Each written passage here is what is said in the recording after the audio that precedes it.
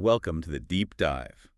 We often talk about big plans, um, new strategies as the key to success, especially somewhere complex like a school. Right. The new curriculum, the tech rollout. Exactly.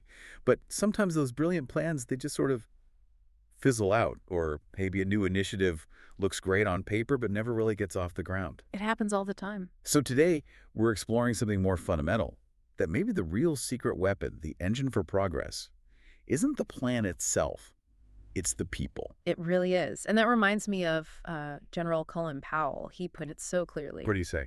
Leadership is all about people. It is not about organizations. It is not about plans. It is not about strategies. It is all about people motivating people to get the job done. You have to be people-centered. Wow. And coming from him, 65th Secretary of State, Chairman of the Joint Chiefs. He understood large organizations. Absolutely. That Powell doctrine, even overwhelming force. It wasn't just about equipment, was it? It was about making sure that people could actually execute the plan, that they were motivated, aligned. Supported, yeah. The human element is what makes any strategy work or fail. Without a cohesive team, even the best ideas can just stall. And that's exactly what we're diving into today, how schools can really assess and, crucially, build staff cohesion. It's not just about making work nicer, although that's good too. Definitely plus. It's about getting to that next level of excellence for the students. So we're digging into Dr. Howie Knoff's blog from July 26, 2025. It's called Evaluating the Essential Characteristics of Staff Cohesion and Collaboration. Quite a title. It is, but it's specific. Assessing this summer what you want to see this fall, Part 4. It's part of his series on using summer for school improvement needs assessments. Okay, so let's start there. Staff cohesion. What exactly are we talking about? How does Dr. Knopf define it? He defines it as the unity, the trust, and the collaboration among everyone in the school. Teachers, administrators, support staff, related services personnel, everyone. Focused on shared goals, academic, social, emotional, behavioral for the kids. And he stresses it's way more than just, getting along. Right, not just surface-level pleasantries. It's deeper. What are the core components then? He breaks it down into 4 key elements. First, a shared purpose. Everyone's truly bought into student success, collectively. Okay. Second, mutual trust and respect. That's huge. It allows for open communication, psychological safety, feeling okay to speak up. Makes sense. Third, collaborative practices, actually working together, problem solving, planning, making decisions jointly. And fourth, supportive relationships, staff supporting each other, both emotionally and professionally. So paint a picture for us. What does that look like in a school, day to day, this highly cohesive place? Well, imagine a staff meeting where someone can say, hey, I tried this new thing and it totally bombed, or I'm really struggling with this concept. Can someone help? Without fear of being judged. That sounds pretty ideal. It is. Yeah. Staff work in teams across different levels, constantly talking, sharing resources, making sure efforts align. It impacts everything, the climate, the quality of instruction, how engaged kids are. It's like a well-oiled machine, but, human. Okay, that sounds powerful. Right. But it doesn't just happen, right? Schools need to actively build this. Oh, absolutely not. It takes real intention. Dr. Knopf lists 5 specific practices schools need to implement. What? 1. Establish clear, shared goals. Everyone needs to know where the ship is heading. Got it. 2. Schedule regular time for collaboration. Make it part of the structure, not an afterthought. Crucial. 3. Joint professional development. Learning together builds that shared understanding. Okay. 4. Encourage open communication up, down, sideways. And 5. Consistently recognize team accomplishments. Celebrate the collective wins. Leadership must be absolutely central to making all that happen. Pivotal. Yeah. Principals, other leaders, they set the tone. Building trust, encouraging shared decisions, really empowering teachers. When leaders model it, it grows. And the payoff must be huge. For students, what does this cohesive environment actually translate to? Oh, big things. More consistent teaching from classroom to classroom, grade to grade, stable environments. Kids feel more supported emotionally, they're more engaged academically, and support becomes more equitable for all students. It's a predictable, secure base for them. That makes a huge difference. And what about the educators, the teachers, the staff? Burnout is such a big issue. A massive payoff for them, too. Research shows it leads to more positive interactions day to day, much higher job satisfaction, better morale, and, importantly, higher staff retention. Fewer people leaving the profession. Exactly, which means lower burnout, more professional fulfillment. And these cohesive teams, they become like built-in professional development hubs. People give each other feedback, observe classrooms, share ideas. It lifts everyone's practice. And I guess when changes do come, a new curriculum, whatever a cohesive staff handles it better. Much better. They're more resilient, more responsive. They tackle challenges together because that trust and shared purpose is already there. You know, all of this, it sounds like it builds towards something specific. You mentioned John Hattie earlier. Yes. It all synthesizes into what Hattie calls Collective Teacher Efficacy, or CTE. Which is? It's that shared belief among the educators in a school that together they can positively impact student outcomes. No matter the challenges, no matter the student background, they believe in their collective power. And Hattie's research found this is incredibly powerful. Astoundingly powerful. His meta-analysis found CTE has an effect size of 1.57. 1.57. Now, for context, what does that number actually mean in terms of impact? It means it's one of the most influential factors in predicting student achievement, far higher than most other things we focus on in schools. We're talking about potentially moving a student significantly up in percentile ranks, just based on the staff's collective belief and ability to work together. Wow. So this isn't just soft stuff. It's directly tied to student learning. Directly. It's a game changer, which is why assessing and building it is so critical. Okay, so if cohesion and CTE are this vital, how do we break it down? How do we measure it or understand its parts? Dr. Knopf gives us the 7 C's. That's right, the 7 C's. These are the interdependent characteristics, or you could think of them as pathways to building that cohesion. They are communication, caring, commitment, collaboration, consultation, celebration, and consistency. 7 C's. And you mentioned 2 are kind of central. Exactly. He highlights commitment and consistency because, really, successful staff need to be committed to consistently demonstrating the other 5 C's in their interactions. Okay, so commitment and consistency are like the engine and the rails, maybe. That's a good way to put it. And they're interdependent, they feed each other. When you do them well, they create this positive upward spiral. Can you give an example of how they boost each other? Sure. Like a genuine celebration of a team's success makes people more likely to want to collaborate again.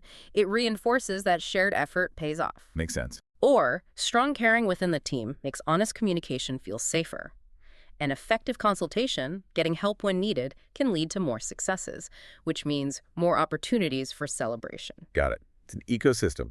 Okay, let's walk through them. First, see communication. What's the focus here in a school setting? It covers all interactions, formal and informal, spoken and written, focused on those common goals. It's about directing, involving, teaching, sharing, all of it.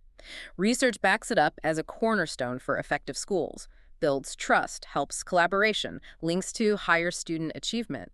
But it's not just what is said. It's how often, how clearly. Precisely, and how consistently. Dr. Knopf points out a couple of dimensions here. First, the formal versus informal communication. What's the tricky part there? Yeah, the common issue is when, say, a principal tries to have an informal chat, maybe just floating an idea. Just brainstorming. Right, but because of their role, the staff might hear it as a formal directive, a done deal. And that can shut down the very feedback the principal might have been hoping for. People get hesitant. That's a really important nuance.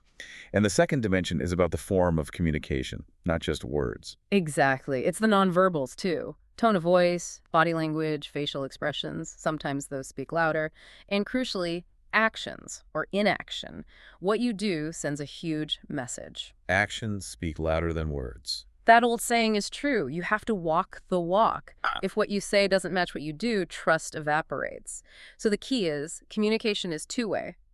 The speaker needs clarity, but the listener also needs to check their understanding. Makes sense. Okay, C number 2. Caring. How's that defined? Caring is about showing interest, recognition, understanding, validation, support. Basically demonstrating that you value people professionally, personally, interpersonally. It's driven by motivation, and critically, it's a behavior. A behavior, meaning? Meaning if others don't see it, feel it, or experience it, then for all practical purposes, it doesn't exist. You have to show it. And he mentions different targets for caring and this idea of too little versus too much. Can you unpack that? Yeah, you can care about different things yourself. Students, colleagues, the school as a whole. And different processes, relationships, fairness, effort, results. But there's a spectrum. Too little caring comes across as negative or indifferent. But too much can also be a problem. It might mean losing objectivity, enabling weaknesses because you don't want to hurt feelings, or even becoming sort of selfishly focused on being the caring one rather than what the team needs. So it's about finding a professional balance, Hmm. like professional empathy. Exactly. It's not about being best friends, it's about professional support and warmth. Research shows that teacher and staff warmth improves the classroom climate, boosts student engagement, reduces behavior issues. It creates that emotional safety kids need. The real challenge is finding and keeping that balance. Okay, C number 3, commitment, one of the central ones. What does this look like in practice? Commitment is that dedication to the school's mission, its goals, its plans. It's sticking with it through thick and thin. It involves both attitude, the belief, and behavior, the action. It's long-term. And it seems like it builds directly on communication and caring. Absolutely. Good communication builds trust. Balanced caring fosters motivation. Both of those pave the way for real commitment. Not just initial excitement, but the deep-seated dedication needed for the long haul. That's the pitfall, sometimes mistaking enthusiasm for commitment. What does the research say about its impact? It's huge. Staff commitment is strongly linked to better school outcomes. Teachers who are truly committed show higher instructional effectiveness. They're more innovative, they persevere more, and that leads directly to better teaching and higher student achievement. So it's foundational. Okay. And it has to apply to all the other C's too. Yes, that's key. You need commitment to communicating well, commitment to caring appropriately, commitment to collaboration, and so on. It underpins everything. Dr. Knopf includes some powerful quotes here. Tony Robbins. Yeah. The only limit to your impact is your imagination and commitment. Peter Drucker. Unless commitment is made, there are only promises and hopes, but no plans. Really practical. And Mario Andretti on desire versus determination. Right. Desire is the key to motivation, but it's determination and commitment that will enable you to attain the success you seek. It's about that unrelenting pursuit. Even Margaret Thatcher on fighting battles more than once. And Jim Collins on that single-minded passion and unwavering desire for excellence. These really capture the essence of what deep commitment looks like. Powerful reminders. Okay, let's move to C number 4, collaboration. What's the definition and how is it different from just cooperating? Because people often mix those up. They do.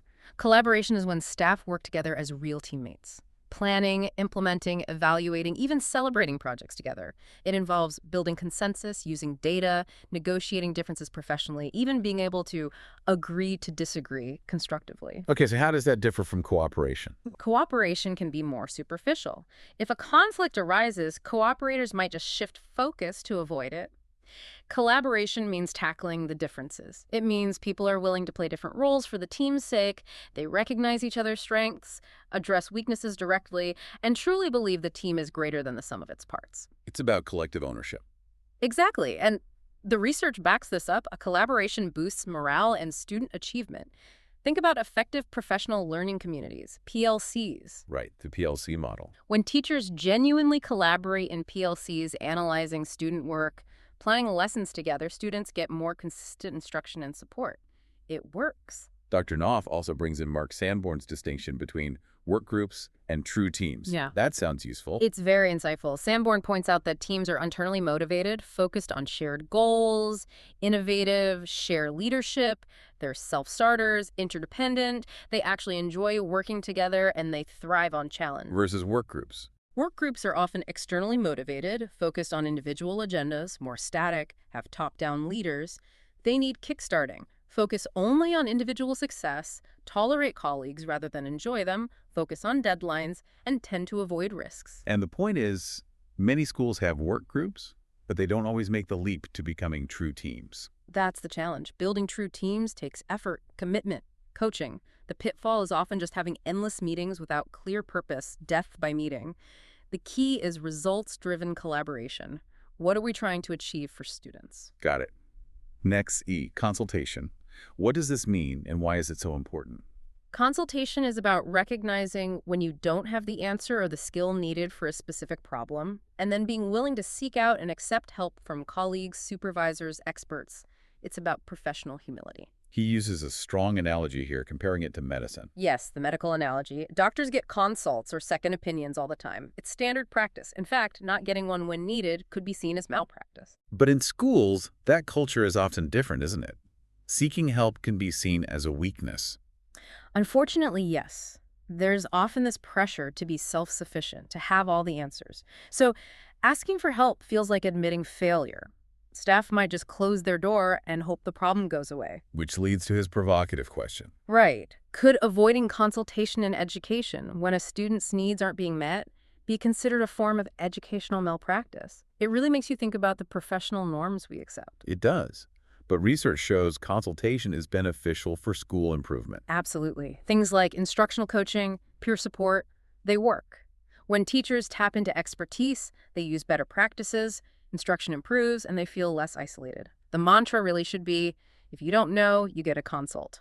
The barrier is often fear or lack of trust. Often, yes. So the pro tip is building a culture where seeking help is normal, even celebrated. And he offers a practical tool for this, the resource directory. Yes, the Consultation Staff Resource Directory. It's based on staff sharing their areas of expertise, training, skills, experience. Then it's organized so people can easily find who might be able to help with a specific issue. It makes getting a consult much easier. That's very concrete. Okay, C number 6, celebration. How's this defined? Celebration is about acknowledging accomplishments, student goals, staff goals, school goals. It can be formal or informal, internal or public, individual or, importantly, collective. And the emphasis is on celebrating team success for cohesion. Yes, that's key. While individual recognition has its place, focusing on group and team wins really boosts morale, motivation, and that feeling of being in it together. It reinforces shared effort and builds that collective teacher efficacy we talked about. Fuel for the fire. Exactly. But there's an important caveat. Okay. Celebrations need to be tied to real, tangible outcomes. Actual achievements, measurable progress for students or staff, not just, participation trophies. Right. Avoid the generic pizza party unless it's genuinely earned. Precisely. Tie it to the why. Celebrate overcoming a specific challenge together or reaching a particular student outcome goal. That makes it meaningful and reinforces cohesion. Okay. That brings us to the final C, consistency. Dr. Knopf calls this, along with commitment, the glue. Yes, consistency is the glue. It's about the continuous, reliable demonstration of all the other C's: communication, caring, commitment, collaboration, consultation, celebration across time, across different people, settings, and situations. It's the steady pulse. And the impact of that consistency. It creates predictability, fairness, and trust. For everyone, adults and kids, schools with consistent practices see fewer disruptions, better attendance, higher achievement. For students, knowing what to expect provides that crucial psychological safety. And like good communication, consistency builds trust. If you consistently follow through, people trust you. And the flip side, inconsistency. It's really damaging. It undermines motivation, erodes cohesion. Think about constantly changing initiatives, the flavor of the month approach. Yeah, staff get cynical. They do. They get frustrated, anxious, maybe even just withdraw or refuse to engage. If communication is erratic or collaboration is hit or miss, it breeds negativity and works directly against building a cohesive team. So small, consistent actions are better than grand, inconsistent gestures. Absolutely. Consistency is key. Wow. Okay, so we've covered all 7 C's: communication, caring, commitment, collaboration, consultation, celebration, and consistency. This provides such a clear framework for understanding and building staff cohesion. It really does. And Dr. Knopf doesn't just leave it there. He provides concrete next steps, right, for schools to actually use this. Exactly. He offers 17 specific database needs assessment questions. These help school leaders evaluate how their school, their teams, their staff performed on these C's over the past year. Questions like, to what extent did staff report feeling informed about key school initiatives? That taps into communication. Or, how do staff rate the sense of support and care from colleagues and administration? That gets at caring. and analyzing the answers helps build an action plan. Precisely. Schools can use the results to develop a targeted plan, integrating it with any other needs assessments they've done, and the timing is still right.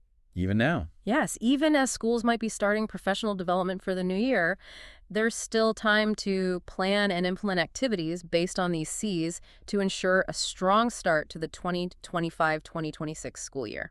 That's really practical advice. It brings us full circle back to that idea that people are the core. motivated, unified people working together. Moving from just potential to real powerful action. There's a quote from Tom Vilsack. People working together in a strong community with a shared goal and a common purpose can make the impossible possible. That's a great one. And Dr. Knopf's work seems to suggest maybe we're not even aiming for the impossible. It's the possible that becomes achievable when we focus on these principles. So as you listen to this, think about your own setting, your team, your school, your organization. How do these 7 C's play out? Where are the strengths? Where are the opportunities to build more communication, caring, commitment, collaboration, consultation, celebration, and consistency? How could fostering these unlock new possibilities?